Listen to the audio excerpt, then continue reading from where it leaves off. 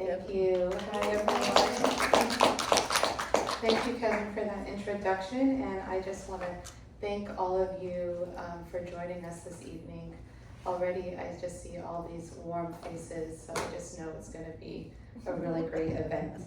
So March is Women's History Month, and I'm joined today, as you heard, in conversation by two remarkable women, Jewelle Gomez and Torange Yeghiazarian.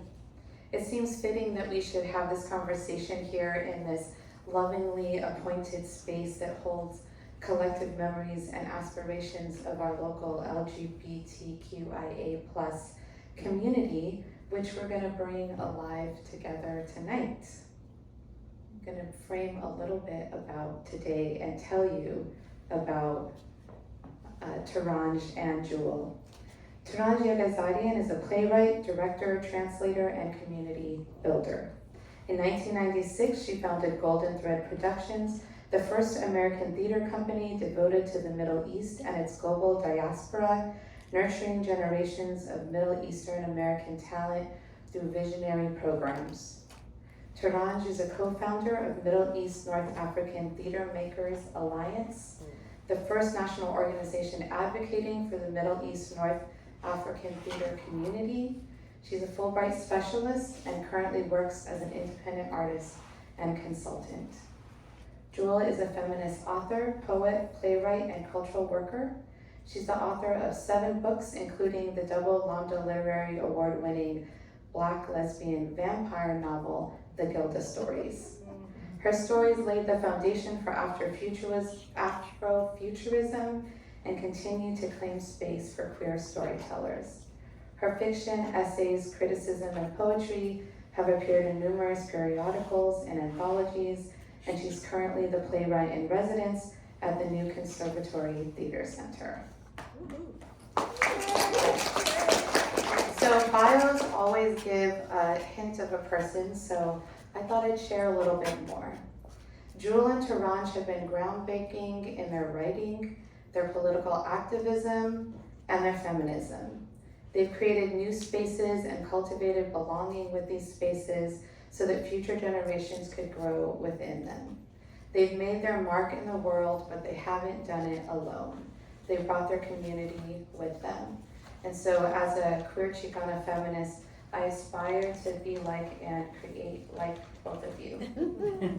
Jewelle and Torange's latest plays are premiering at the new Conservatory Theatre. They're actually having their world premieres as part of the New Voices, New Work program, created to expand the canon and LGBT+ themed plays. Jewelle's play Unpacking in P-Town is running now through March 31st, and Torange's play The Tutor runs April 5th through May 11th. So tonight we will explore and celebrate these latest works and your legacies as writers and activists, and we'll begin with a discussion and have time for Q&A at the end. So be thinking of questions you'd like to ask, and let's begin. So I'd like to begin by asking you both the same question, and then we'll go from there. So both of you have been making work for decades, and yet here you are with new plays having their world premieres at the new Conservatory Theatre this month and next month. Can you tell us what your work is about and what it means to you? We've got our own. We have our own. We have our own. Gosh, fancy. Okay. Thank you to technology. Yeah. Go for it. Okay. So the plot sort of my play is it's really about my grandmother, who was a singer and a dancer in the 30s and 40s, and she had a circle of friends who had also been in show business and traveled around with her. And in the summer, they would go to Provincetown. So, I mean, that's kind of just a plot, but it's kind of about what do you do with yourself when your life really changes from your youthful, wild days, and suddenly you're in your 50s and you're not traveling around the country getting into adventures. But you have this chosen family, and how do you maintain a chosen family? How important are friendships to you? And how honest can you be with yourself about who you are when you're no longer in the spotlight? And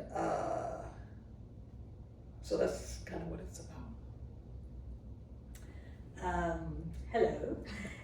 So the Tutor is about an Iranian-American high-tech executive in his 50s who marries a young Iranian in her 20s and sort of brings her from Iran to the US and asks his best friend, a math professor at UC Berkeley, a woman, to tutor her and sort of orient her to the life in the Bay Area.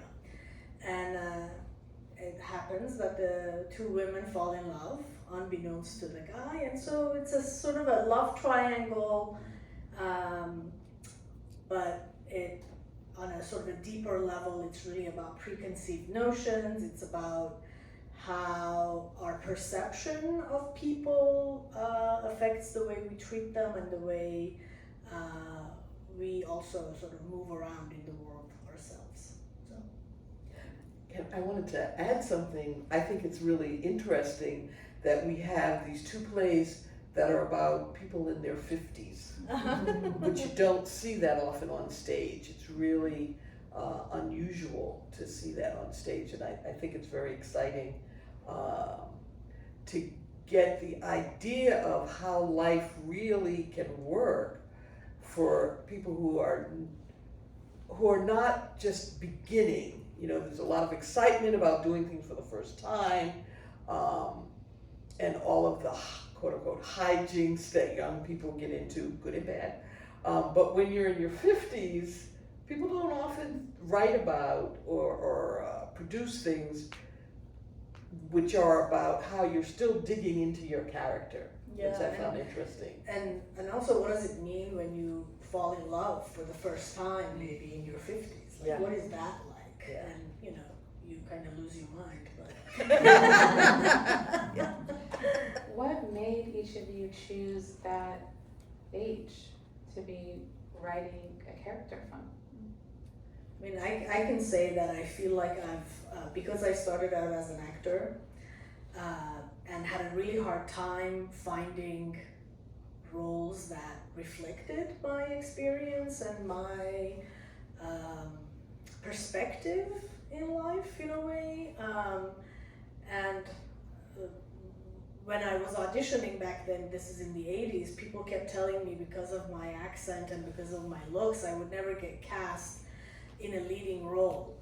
So I was kind of discouraged from, or that's what I heard, was I was discouraged from pursuing acting professionally in the theater. And so I feel like all the plays that I write characters that I would want to play, right? So as I get older, the characters in my play get older. Yeah. And for me, because I'm mostly known for my vampire fiction, which you all know, like the vampire never gets old. So in writing the sequel to my novel, I realized that was something the main character would deal with. The fact that she never gets old and that it bothers her, that she's never going to feel any of these things. And that brought me back to how I've always thought about my grandmother, who, was, very beautiful, musical, and all of that, but did I think about how she felt about being an older person after all of the admiration she received on the stage? And so that made me think about her as this play is the third in a trilogy. So the other was about James Baldwin when he was 25, and Alberta Hunter from her young days until she was in her 80s. And so for the third piece, I really just wanted to write about my grandmother in her older years, thinking about what was like for her when she was no longer, you know, the object of the spotlight. So, and because I'm older, you know, and to me, it's interesting to look at people in their 50s. From my age, they're young, you know, because I'm 75, so they're kind of young and spry still, but it is interesting to look at people in their 50s, I think. There's a lot going on there. Are there other differences or similarities that you two see in your plays?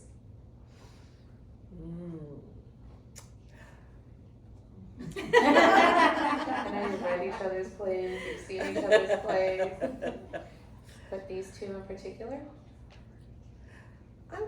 I would think, for me, there is a similarity in a sense of how the women see themselves, or unable quite to see themselves. Azar, I feel like it takes her a while to realize, oh yeah, I'm in love, this isn't just a thing I'm doing. And I feel like there's a way that each of the characters has difficulties seeing who they actually are. And I think that's a real big part of my play. You know, and it may have something to do with being older, or the cultural differences, you know, being transported from Iran to the US, and how you're looked at by people from the US. And for my characters, you know, being entertainers and then not entertainers, how do they look at themselves, because they're different now.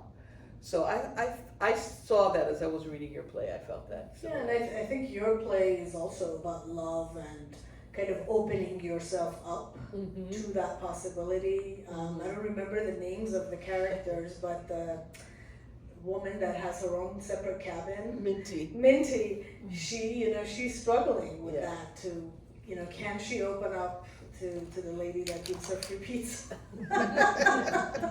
And, you know, just, and then what does that mean to be vulnerable? And then you have the other guys who, you know, have a long-term relationship, but then also little flings here.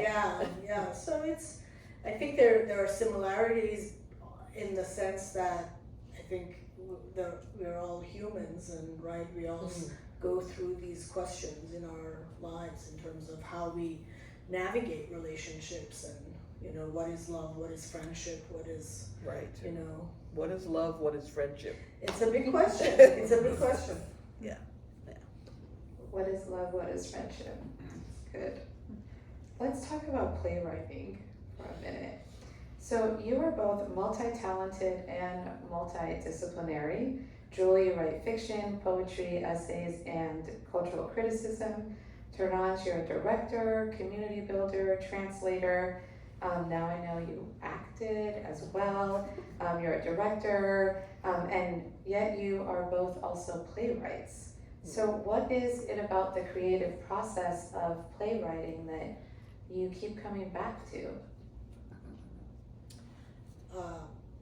Playwriting I think of myself as a storyteller, whether I'm acting, directing, or writing a play. What I'm doing is telling the story. But playwriting is like a puzzle. I love this idea of putting the different pieces together, moving them around and seeing how they fit, you know.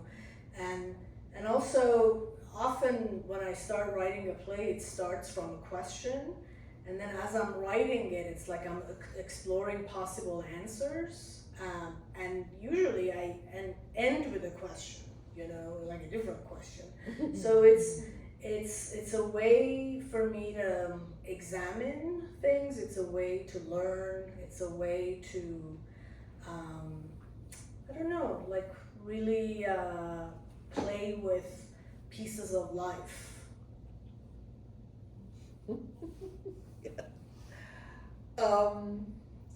I think, like many writers, I started out by writing poetry, because we often have the mistaken idea that poetry is easy because it's short. And so I originally wrote and published poetry, and then I realized I really wanted to write fiction. But I minored in theater in undergraduate school, and I taught theater for high school students. And so I knew I wanted to write plays, but I decided I needed to be a little bit older and have more experience. I don't know why I thought that, but you know. So I'd always imagined, and I had worked as a stage manager in New York, so I loved theater, and I went to theater all the time. And for me, my plays almost always start with a monologue from one of the characters, which is probably the most poetic part of a play. And so I would say my plays start with poetry in a way. And then the character's personality and the plot and all of that kind of builds from there. So I guess it's the poetry in playwriting that I really, really love. And I also come back to playwriting because I love the collaboration.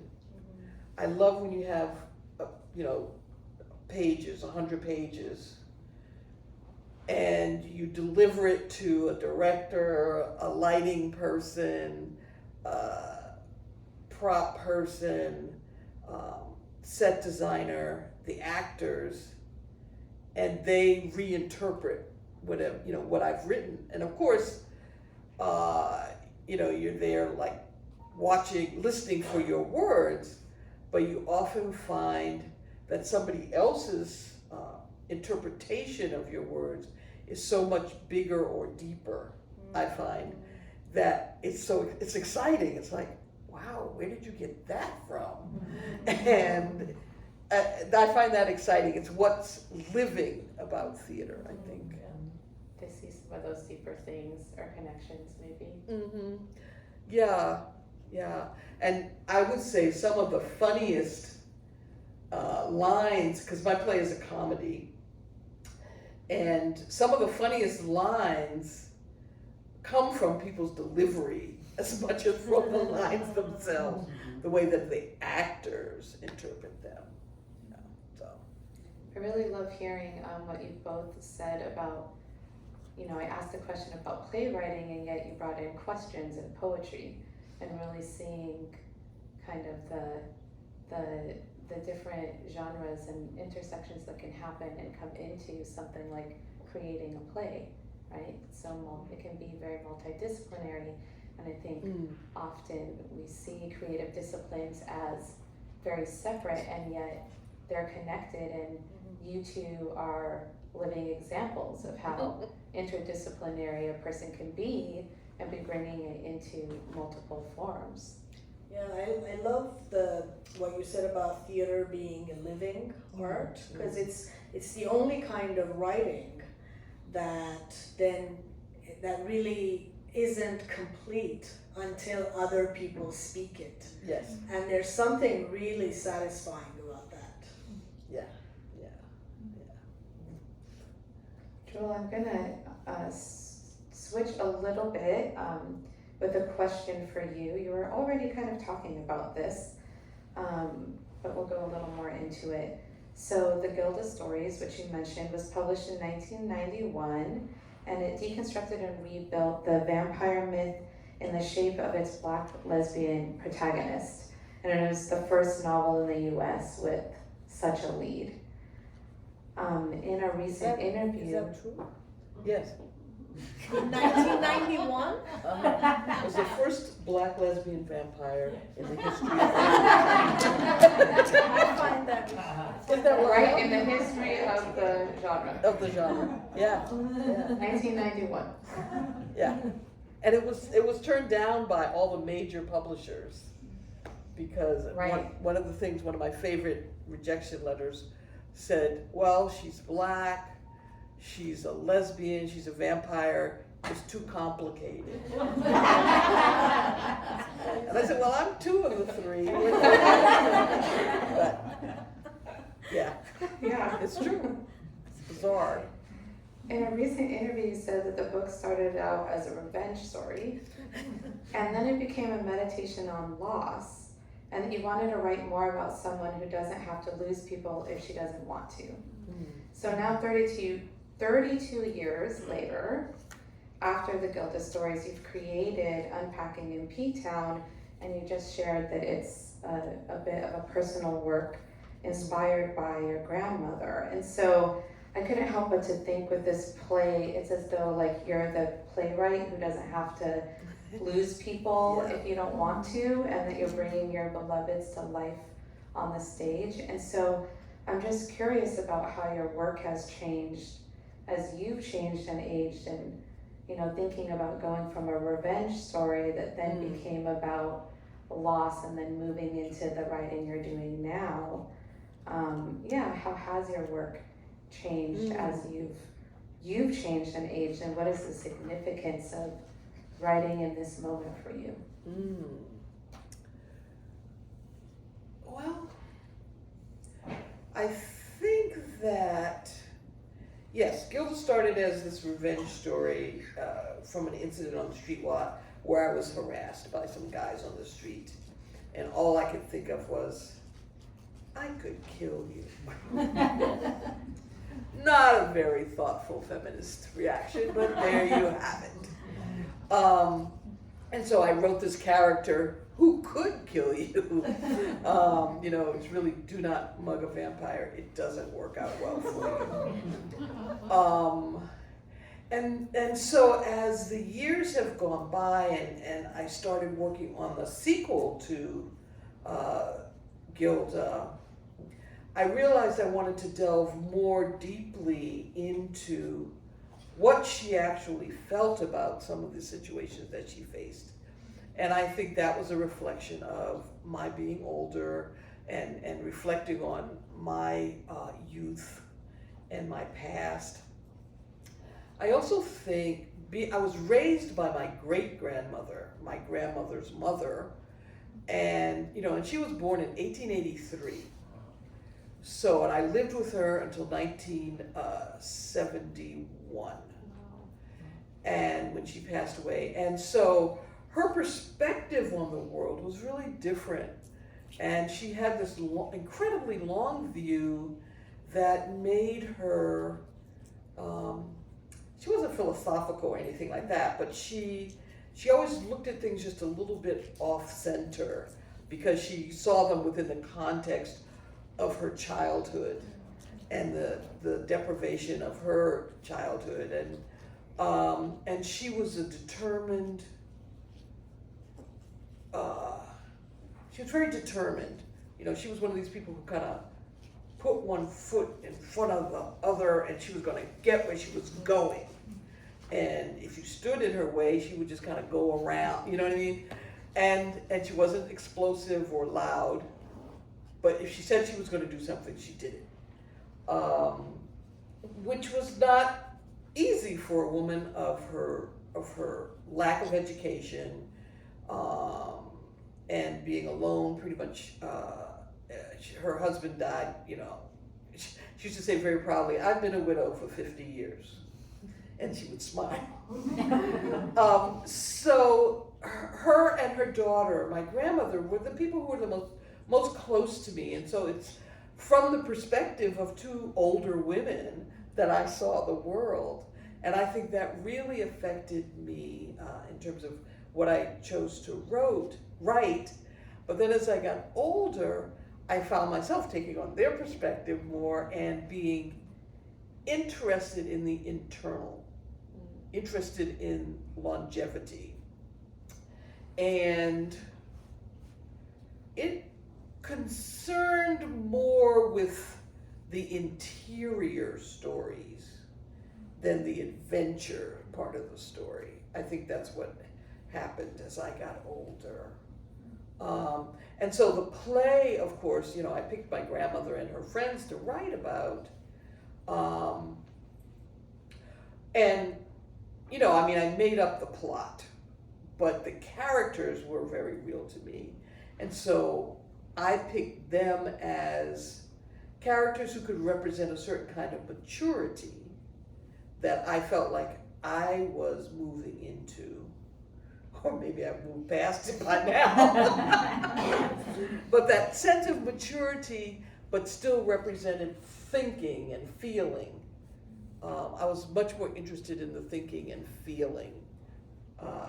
I'm much more interested in the thinking and feeling at this point in my life, as opposed to just the adventure. So. Thank you. Torange, I have questions for you. Lovely. So the Tutor is described as a provocative look at the cost of owning one's truth. What have been the costs and gains of owning your truth, and what makes it important right now? I'm not sure what that question means, actually. Sure. You want me to ask it? Go ahead. Okay. What does that mean to you? What does owning your truth mean to you?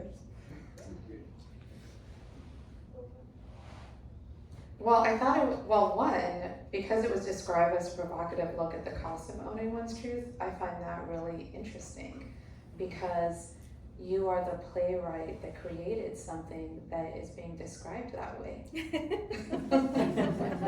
Maybe she's not owning her truth. I get that truth, baby. And then when I read about what you've created and how much you've been a part of people telling their stories and a community showing who they are, being in community with each other. Even some of the things that I've seen, that it's not just the productions and the act of the stories being told, but what happens in the audience. Like, there are examples of the space becoming a place of bridge building, right? And so that's what I was thinking about. It's evident to me then what you've created and been part of, but I'm so interested in you and who you are, and your truth, and how that has been a driving force for all that you've created. And if there have been, gains or losses connected to that. Yeah, it's a very complicated question. Sure. I'm Iranian, Armenian, immigrant. When I came to the US as a teenager, there was a revolution in my country. I grew up in Massachusetts, in Chelmsford. That's like the first place that we settled, and nobody there knew anything about Iran, even though Iran was on the news every night. And nobody could pronounce my name. Forget about my last name. They couldn't pronounce my first name. And so you become this other person, right? Because you need to navigate your life. You need to focus on your studies. You need to help your family. You need to get a job. You need to, like, all of that stuff, right? So what is the cost of that? What happens to your soul as you go through that stuff? And theater is a place for unpacking, right? So when we get together, like when Golden Thread, in a way, the company that I started, or anything, like, theater for me is a shelter, is a place where I can not necessarily be myself, but I can figure out who I am. Like, being myself is in the distance. I don't know what that's gonna look like. Yeah. I'm still, like, on that journey, I don't know what the cost has been. I'm speaking English. Like, I speak Armenian, I speak Persian, like different people in my family, I speak a different language too. I express myself differently in different languages, I feel differently in different languages. So what does that mean in terms of my truth? Like, I don't know, but I unpack it and I explore it in theater. theater that I create and theater that I help other people create. Does that answer your question? Yes. Can I ask a question? You want to ask? Ah. I want to ask, the Tutor, have you translated it into Persian or Armenian? Would you ever? I'm not sure that it would make sense in Persian. Like, it's actually, it would be an interesting play to try to stage in Iran, you know, even like with its sexual content. But I don't know that it's an interesting question. I haven't tried to translate my own work from English to Persian. The earlier plays that I wrote in Persian. In fact, the first play of mine that was staged in San Francisco, a friend of mine translated from Persian to English. But you know, the dynamic is different when you change the language. But I think it could work. It could work plot-wise. It could work. But yeah, it'd be interesting to see the nuances of language. What would need to change? But why are you asking that question? Because as I was reading the play, I thought about how much of it might have been expressed in Persian, particularly since the young woman is coming over, and she's in the U.S. for the first time, and she's having to express herself in English, and she has a command of English, but you know, the regular feeling, at home feeling, is probably in Persian. And I was thinking how interesting it would be if, you know, Sharima Raga writes a lot of her plays, parts of them are in Spanish. So I was just thinking about it as I was reading it, and how beautiful, I mean, because I think the language is beautiful. And it would be interesting to hear some of it said in one language, but then it has to be explained to some degree to the audience. So I don't know how you would do it, but yeah, it's so much of, especially Bahran's experience in that, you know, the young woman that comes from Iran, so much of her experience is people's misconception of who she is and who she should be. So it would be interesting to, like, you know, her otherness can be accentuated through language, you know. I think in reality, these three characters would speak mostly Persian, and the two Iranian Americans maybe mix in a lot of English with their Persian, which is how we speak at home. It's funny, you know, I live with my brother and he speaks to me in English, I answer him in Persian. I don't know why that happened, but that's our dynamic. Yeah. It's really interesting because even with your play, Jewelle, I wonder, when we're thinking about language, because you also have a character that is kind of grappling with identity, right? Well, many of them, but in terms of Indigenous identity and mixed identity, and it's all in English as well, right? And I don't know if you grew up in a household that had other language with your great-grandmother, or if you heard that, but I think as writers, what you're talking about around language and language access is really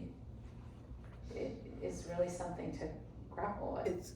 Language is always key to the character. Certainly for me, I mean, I grew up in an English-speaking household. Not only was it English-speaking, but we were in Boston, so it was a Bostonian speaking, you know, and everybody spoke in complete sentences.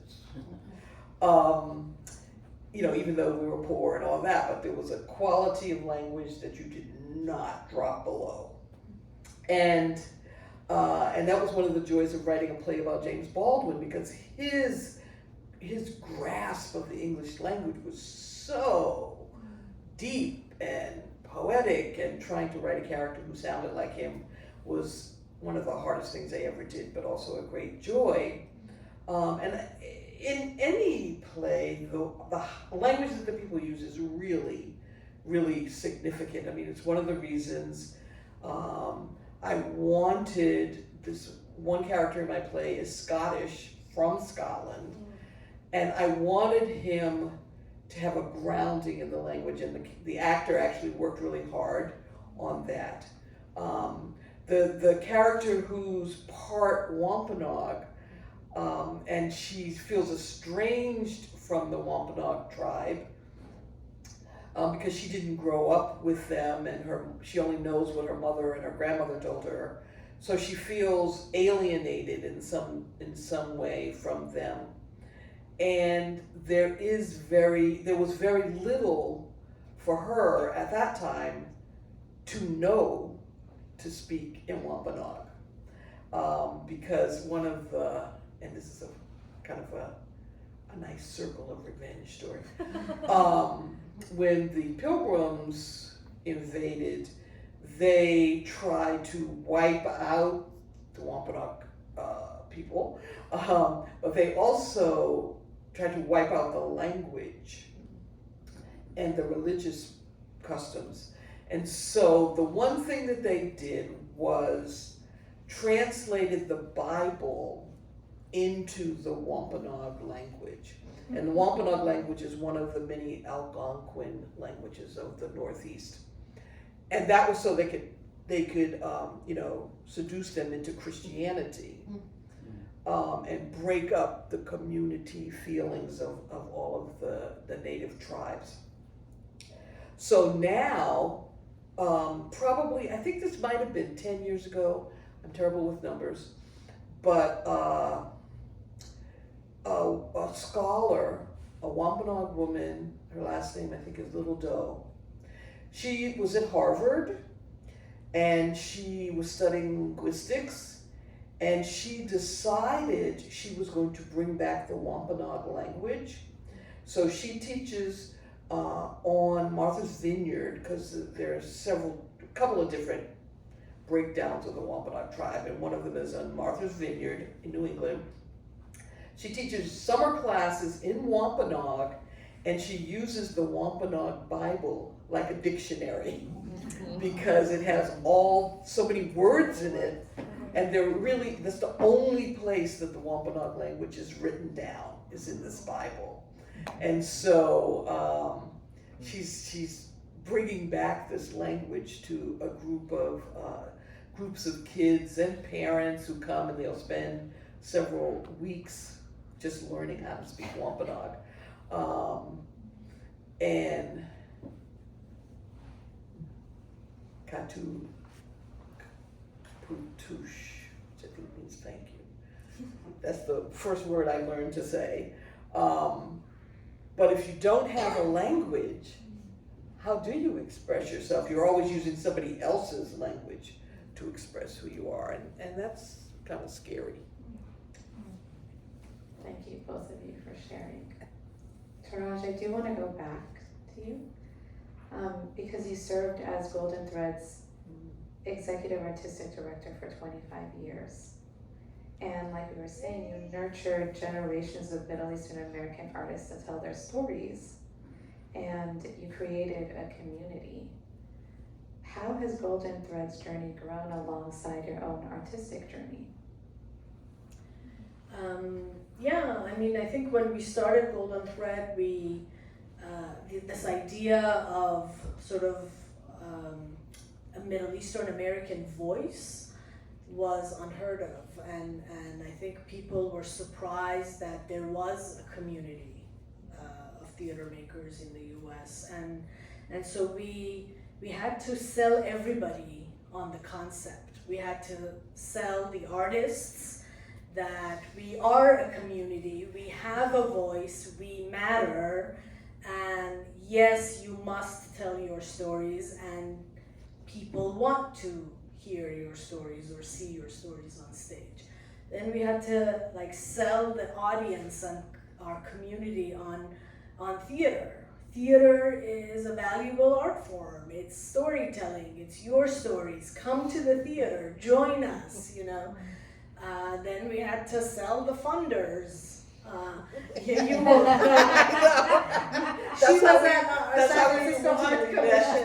I ran the funding program for grants. So we had to sell the funders on the idea, and like it took a long time. And this idea of an umbrella Middle Eastern theater company, you know, of course it was inspired by Asian American theater, by Latin theater, which, you know, these are communities that have sort of diaspora communities and connection with like so-called the home country. And many of the home countries have really violent histories, you know, yet members of those communities are able to, in the US, come together and collaborate and create together. So that was really in my head, was the model for this theater company that would be an umbrella Middle Eastern theater company that would bring, you know, members of our Middle Eastern community who, you know, at that time in the 90s did not necessarily self-identify as Middle Eastern. You know, their relationship to, like, they had national allegiances, religious allegiances, ethnic religious allegiances, but not, you know, this, and Middle Eastern, you know, Middle East is a political term that is made up by the British and has all this baggage, and, you know, we didn't want to use the term, but then decided to use the term because it was recognizable. So all that to say, it took a lot of work to bring this community together, and at the time when I was trying to, you know, when I was writing stories or when I was acting, I don't know if, and like, it's maybe, it seems exaggerated to say nobody was interested in staging my plays, but it kind of felt like nobody was interested.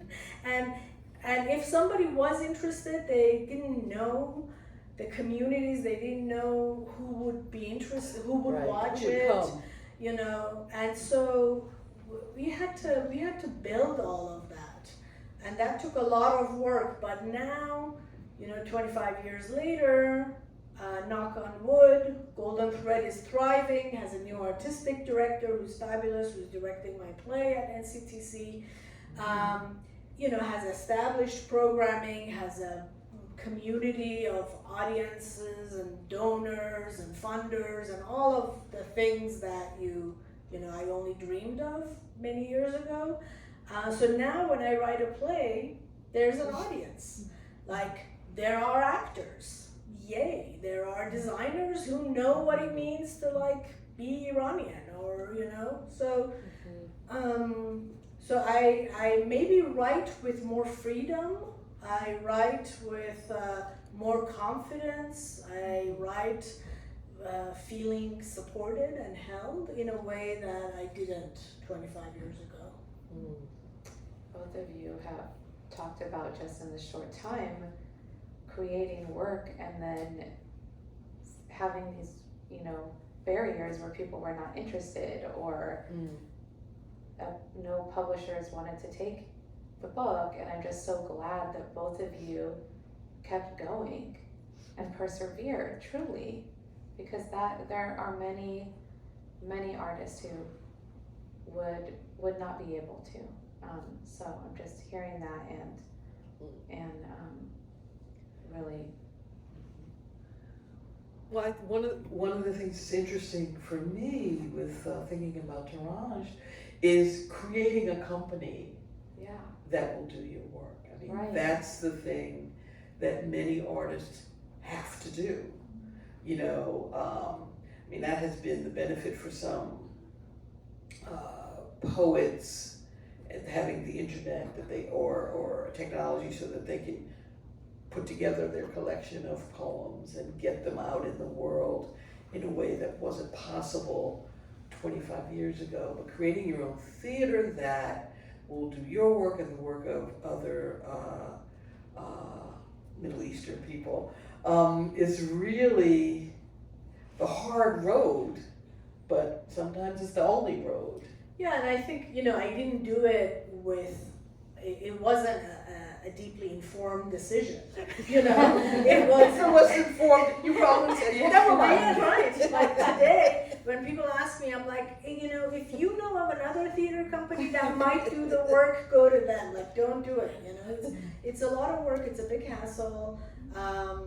But at the time, I was hopeful, I was young, I had a lot of energy, and I was like, the hell with these people who are not interested in my work. I'm gonna produce my own work, and then in the process, I met a whole bunch of other people who were in the same, boat, and I started producing their work, and then, like one play at a time, truly, a community was built. We have already been talking for quite some time, so we're going to open it up in just a minute for questions from the audience. But I have one question for both of you. So we're here in the Hormel Center, surrounded by LGBT plus books filled with stories and dreams. So what is sparking your imagination now?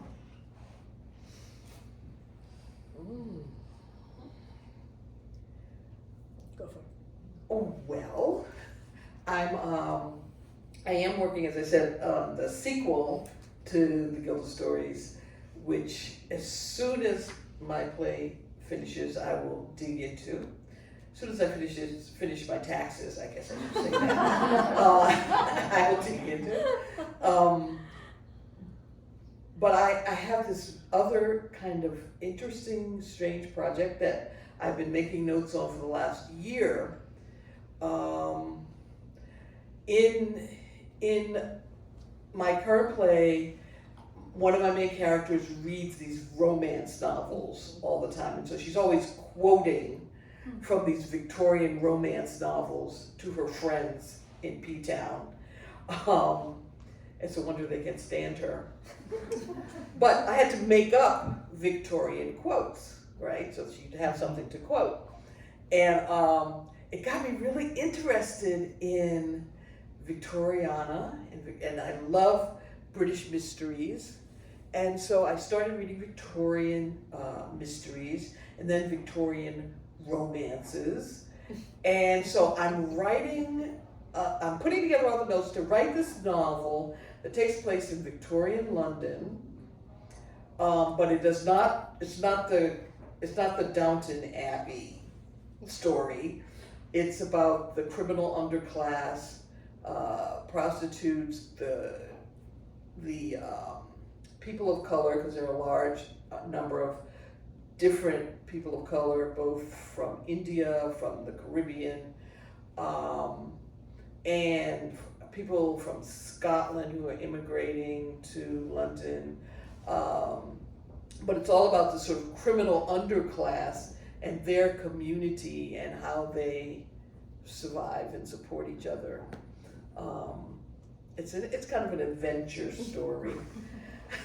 And stars a biracial woman who is, for all intents and purposes, passing as white, of which there was a lot of that. Yeah. So. I'm having a hard time because of what's going on in Gaza and with Palestinians, and that's like the everyday barrage of death and destruction. So I'm kind of taking shelter in romance and poetry, and I'm working with what we call epic Persian romances from the 12th century, and I'm adapting it to the stage, combining Iranian performance traditions, ancient performance traditions, with American musical theater. Ooh.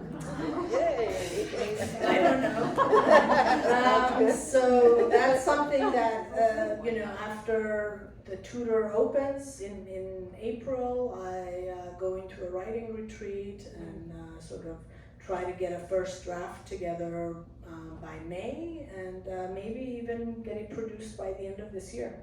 Wow. Yeah. Yeah, very aggressive. Great. Incredible. Well, now we're going to open it up to audience members. Have either of you we written have- film scripts? We have a mic coming. Have either of you written film scripts? I've written treatments, but not a full script. Nobody was interested in my treatments. No, I'm afraid to try another genre. Do you have an idea of where you would like to have the work you're talking about performed? Me? Stacey, sorry. So I'm actually collaborating with a place called Central Stage in Richmond, California. They're it's a like a 99-seat black box run by Iranian artists, founded and run by Iranian artists. The Iranian community in the Bay Area actually has a long history of theater activism since the 60s. And so they've had several spaces, and this is the one currently that is working and very active. So I'm collaborating with the Iranian community in the East Bay, and we'll be performing it there. Hi, what advice would you give to young people today, young artists, when regarding rejection? I mean, how much credence should they give to being rejected? What ideas do you have from your own life that would advise them to just keep going in the face of rejection?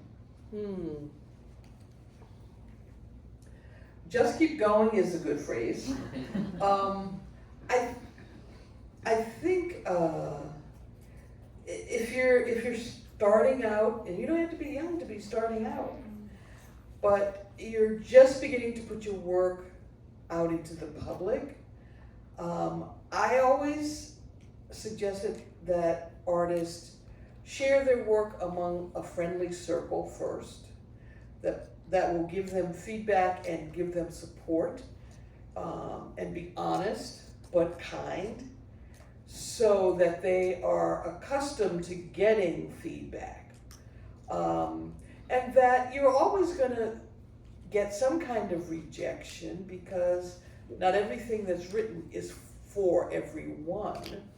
And to be careful like who you're sending your work to.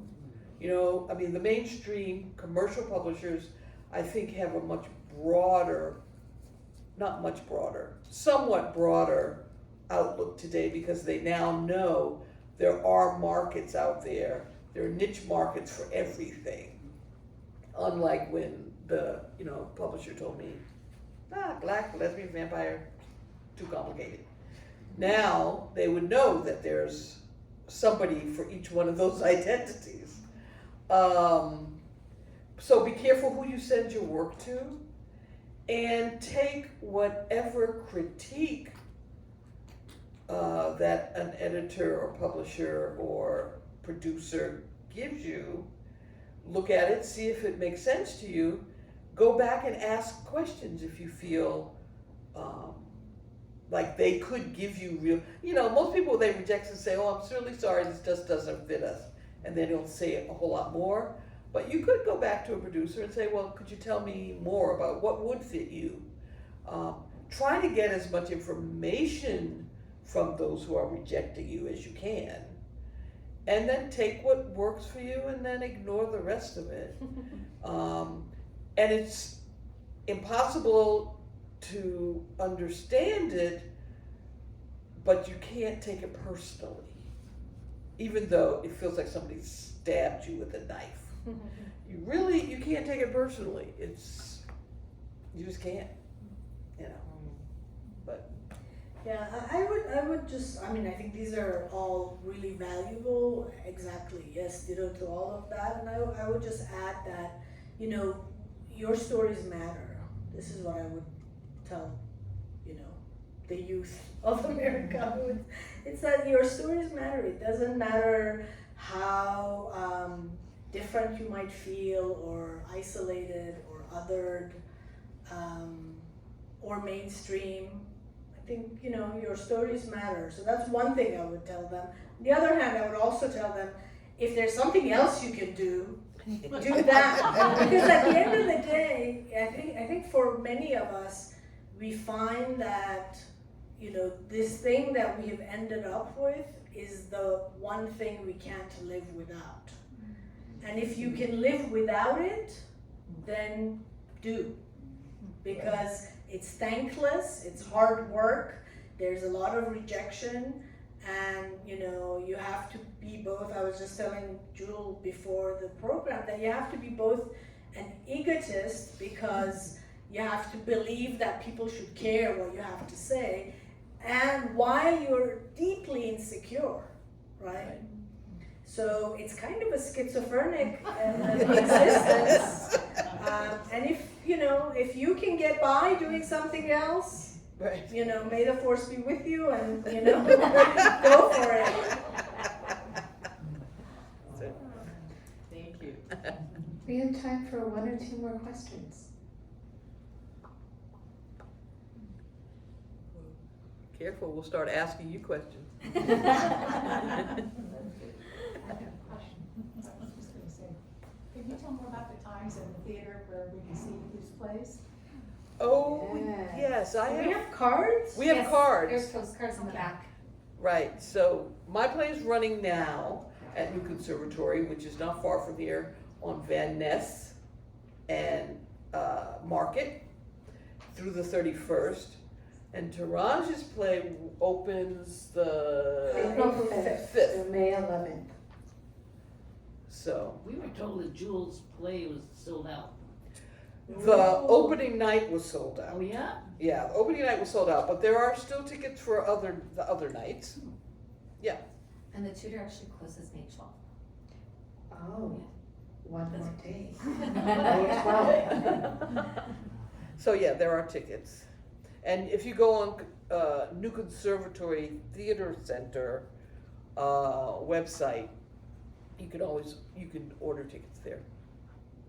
I'll take your question. Okay, picking up on the last question, we live in an age now where there is a Hormel Center, there are institutions, there are full-time paying jobs to be part of a movement community.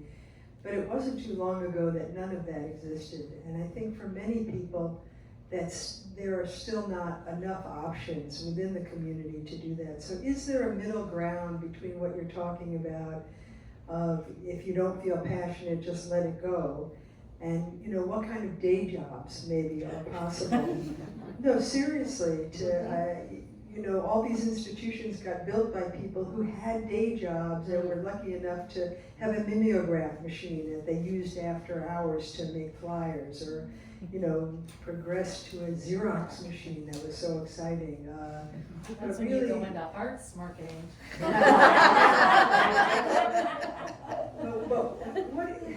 Talk about kind of some of the interweaving of some of the pragmatic things in a culture with a creative life. I mean, there at theater companies, there are a lot of artists in administrative positions, right? Because the advice has been, get your foot in the door, start meeting people, and and that works for some people, and for others it doesn't work. But that's one way. There are definitely, there are a lot of jobs in the creative or in the arts field. I hesitate to call it industry, but that as a writer, especially, you could get started there and then see where that takes you. It's also, especially when you're young. Like, when I was in my 20s, I didn't know what I want to do. I did like 12 different things all the time. And it was like, okay, well, I had to narrow it down. What is the one thing I can't live without? And it took a long time for me to get to that. Yeah, I think it's very hard sometimes for artists to figure out a balance. How do you support yourself and continue to do whatever the creative thing is that you do? I really do recommend people find a job that you like to do. And it could be anything. You just don't know what's going to be satisfying to you. You know, it could be, you know, working at McDonald's and it's fine. It could be arts administration and you don't mind paperwork. I mean, I ended up working in philanthropy for 30 years in New York here and in San Francisco. And it just happened to be something I was good at and that I could look at as part of my political work, trying to get people who didn't know how to apply for grants or were afraid to apply for grants. I ended up being helpful in doing that. So I had work that was satisfying and didn't drain me, because I think that's one of the problems that artists get into, that is a job to feed you, but that drains you so badly you can't create. And you really need to find some kind of day job. It doesn't have to do anything with what you're creating, as long as it doesn't drain you, like, so your life force is too low and you can't go on to do your writing. I think there's no shame in having another job. Yeah, I should probably say that I worked in healthcare for 15 years. I'm a clinical microbiologist, and and I worked in a hospital and then worked in biotech. And what that job gave me was financial security and the ability to then take, you know, I worked in theater the whole time that I was working full time in biotech. And in fact, I started Golden Thread while I was working full time in biotech. But that gave me the financial security and sort of the peace of mind to then be able to, and also the resources to invest in a theater company that wasn't making money. So, you know, and then we got to a point where the theater company needed full-time effort. So at that point I needed to make a change, but you know, for several years I was sort of juggling both. Yeah. I mean, when I was working on the Gilda Stories, I was at the New York State Council on the Arts. I ran a granting program. And in the 80s, it was the height of the AIDS crisis.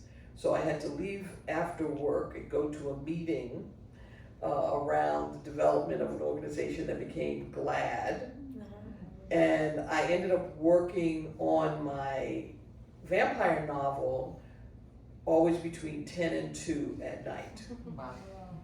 And then I would be at work at 10 in the morning the next day. But it was a vampire novel, so that was okay.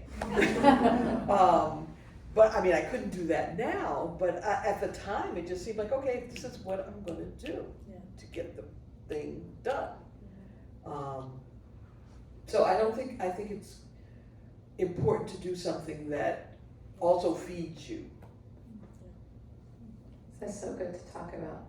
Because I feel like I don't have enough of these conversations. You know? So I'm really glad we're starting to talk about it. So I feel like we could talk for hours, but we have to wrap up. So I just want to thank you both so much for this conversation, for your wisdom. I'm just over the moon that you have new plays that folks can go check out. So you can absolutely get the postcards and have the information. I'm also gonna repeat. You can go to Jewelle's play, Unpacking in P-Town, which is running now through March 31st, and Torange's play, The Tutor, April 5th through May 12th. They're both at the new Conservatory Theatre, which is walking distance from here. And just thank you for being here, choosing to be here on a Tuesday, celebrating Women's History Month with two remarkable women. And 3 remarkable women. Yes. Thank you, Natalia. And we have book giveaway in the back if you want to pick up Jewelle's latest book as well as Gilda Stories. And there's refreshments and some snacks over there. Thank you, Hormel Center, and thank you, New Conservatory Theatre. Thank you, Natalia.